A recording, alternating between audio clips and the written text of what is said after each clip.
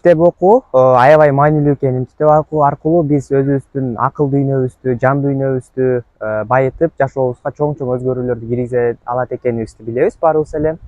Бүгүн болсо мен силерге мектеп окуучулары кайсы китепти окуса болот, мындайча айтканда мектеп окуучуларына мен окуган китептердин ичинен кайсы китептерди сунуштайм, ошол китептин тизмектери менен бөлүшмөкчүмүн. Бул китептердин сап башында өзүбүздүн улуу жазуучуларыбыздын бири Төлөгөн Касымбековдун Жетилген курак деген китебин коем. Анткени бул китептин ичинде Төлөгөн Касымбеков Эсен деген бир баланын образы менен билимге талпынган баланын аракеттерин, жашоосун сүрөттөйт жана ошондой эле ата энесинен эрте калып, ошол доордогу кыргыз элинин, ошол доордогу жашоо турмушту көрсөтүп берет да. Мындайча айтканда Эсен деген бала ата энесинен эрте ажырап, жетимдер үйүндө чоңоет. Андан кийин окууну бүтүп, кайра өзүнүн айылына кайтып келип, иштеп, өзүнүн айылындагы мектептеги билим сапатын жакшыртууга болгон кадамдарын, ал жактагы сүйүүсүн, жашоосун чагылдырат. Бул китепти окуу менен биз өзүбүзгө эмне ала алабыз? Биринчиден, билимге болгон кызыгууну, билимдин пайдасын жана өзүбүздүн миссиябызды тапканы кандайдыр бир чызылган жол деп көрсөк болот. Анан экинчиден болсо, кыргыз элинин азыркы эмес, ошол Эсен деген бала жашаган доордогу салт санаасын, үрп адатын, ошол жердеги жаштардын арасындагы, мындайча айтканда маданият деп коет го. Азыркы жаштардын арасындагы маданият башка, 100 жыл, 200 жыл мурунку жаштардын арасындагы маданият башка. Ошол жаштардын арасындагы маданият, билимге болгон көрүүлөрдү, сүрөттөлүштөрдү, баяндоолорду көрсөк болот бул китептен. Ошон үчүн бул китепти мектеп окуучулары сөзсүз түрдө окуш керек. Андан кийин экинчи орунга чет өлкөлүк жазуучу Тара Вестобердин Educated, кыргызчада которулган Окуучу кыз деген чыгармасын коебуз. Анткени бул китепте билимге суусаган кыздын жашоосу жана анын жеткен ийгиликтери тууралуу баяндалат. Тара Вестобердин китебиндеги негизги каарман диний үй бүлөдө чоңоет. Диний үй бүлөдө чоңоюп, атасы билим алуусуна, айрыкча кыздардын билим алуусуна каршы болот. Коомчулуктан дагы бөлүнүп, өзүнчө бир тоонун түбүндө жашашат. Башка жактардан коммуникациясы жок болуп, жада калса өзүнүн чоң эне чоң атасы дагы кээде анда санда гана келип турат. Мындайча айтканда, ошол жердеги кыздын бут тосууларга, канчалык тоскоолдуктарга чоң жетишпегендиктерге карабастан, Кембриджде докторлук даражага чейин билим алган кыз жөнүндө баяндалат да. Бул чыныгы жашоодо болгон окуя, чыныгы жашоодон алынып, мемуар катары жазылган.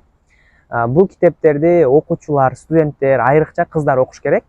Анткени бул китепте билимге болгон мотивация, билимге болгон мындай эңсөө көрсөтүлөт дагы, билим алуунун канчалык маанилүү экенин, билимсиздик, караңгылык, түркөөлүк канчалык деңгээлде биздин жашообузду жаман, караңгы, жаман жактарга түртөт, билим алуу биздин жашообузду канчалык жакшыртат. Ушул нерселерди көрсөк болот бул китептен. Чыныгы жашоодон алынган, ичиндеги бүт окуялар туура так. Жана ошондой эле ошол диний үй бүлөдө өскөн кыз Кембриджде чоң ийгиликтерге жетип, азыркы учурда мындай дүйнөгө таанылган кыздардын бири да. Бул китепти Билл Гейтс дагы бир жылы өзүнүн эң мыкты китептер деген тизмесине кошкон. Ошого бул китептерди дагы сөзсүз түрдө окуңуздар.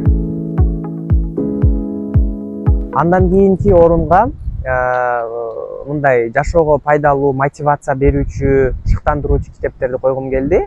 Бул белгилүү казак миллионеринин белгилүү болгон Миссия выполнима деген орус тилиндеги китебин сунуштайм көбүңүздөргө, баарыңыздарга. Бул мектеп окуучуларына, студенттерге, ошондой эле негизи жалпы адам эле окуса болот бул китепти.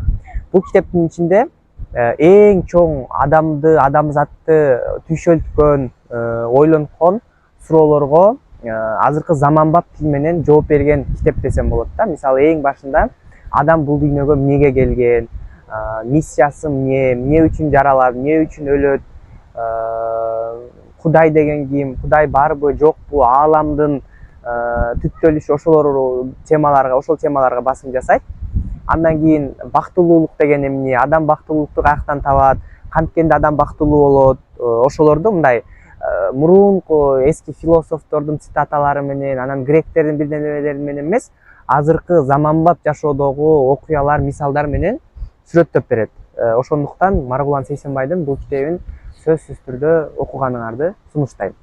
Ошондой эле бул китептеги эң маанилүү бөлүктөр бул адам чарчаганда кантип туура эс алыш керек, кантип депрессиядан, апатиядан алысыраак болуш керек, аларды болтурбоонун алдын алуу жолдору кандай, кантип эффективдүү бир нерселерге жетиш керек, кантип энергияны башкарыш керек.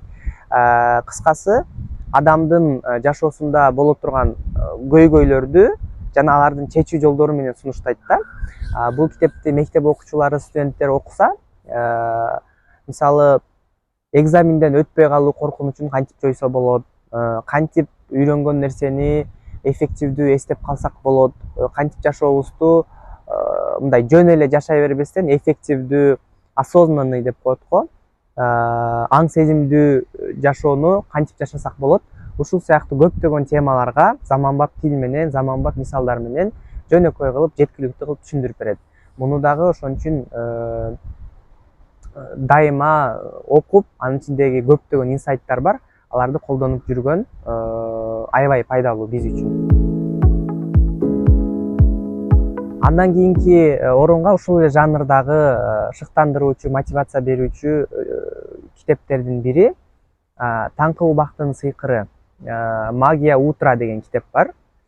Бул китеп кыргызчасы дагы бар, орусчасы дагы бар, англисчеси дагы бар. Ошол китепти сөзсүз түрдө окуганды сунуштайм. Анткени көбүнчө мектеп окуучулары менен студенттерге эртең менен эрте туруу көйгөй болот да. Ошого бул китепте кантип эрте турсак болот, эрте туруунун бизге берген пайдалары, эрте уйкун канбай аткан болсо эмне кылыш керек, кыскасы эрте туруу менен байланышкан бүт көйгөйлөрдү жана анын пайдаларын сунуштайт. Мисалы, кечинде мектептен берген же университеттен берген тапшырмаларды окуганга караганда эртең менен эрте серкек менен окуган көпчүлүк адам үчүн алда канча пайдалуу болот экенин китепте айтат.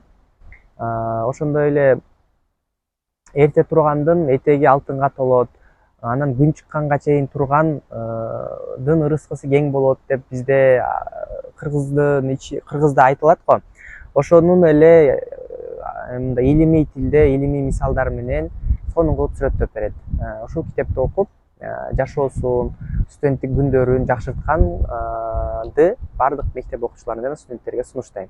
5-орунга болсо, мага эң таасир берген, эң көп жаккан шыктандыруучу китептердин бири Атомдук адаттар деген китепти койдум. Бул китепти кары болобу, жаш болобу, мектеп окуучусу болобу, баары окуш керек деп эсептейм. Көпчүлүк ошентип эсептейт. Анткени биздин күнүмдүк адаттарыбыз, ойлонгон оюбуздун майда чүйдөсүнө чейин, түп табына чейин казып, мындайча айтканда, адаттар, күнүмдүк адаттар аркылуу кантип жашоону эффективдүү кылсак болот, жакшыртсак болот, ошол жөнүндө сүрөттөйт да. Мен бул китеп жөнүндө, ал китептен алган инсайттар жөнүндө кенен кылып бөлүшкөм. Ошол жактан кененирээк көрсөңөр болот. Ошо бүгүнкү чыгарылышта мектеп окуучулары, студенттер, жаштар үчүн сөзсүз окулуш керек болгон мен окуган китептерден 5 жөнү бөлүштүм. Бул 5 китепти окусаңар, жашооңор 100% жакшы болуп кетпесе дагы, белгилүү бир тараптарыбыз, белгилүү бир көйгөйлөрүбүз чечилип, белгилүү бир түшүнбөгөн суроолорубузга жооп таба алабыз деп ойлойм.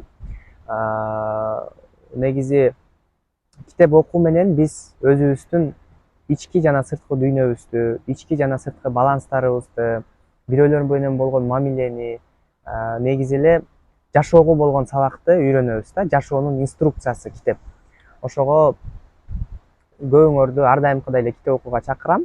Жана бул видеону көрүп жаткан улуурактар болсо, же өзүңөрдүн сунуштарыңар болсо, ушул китепти окугула, ушул китеп мага мындай сабак берди деп сунуштарыңар болсо, ошол китепти комментарийге жазып койсоңор болот.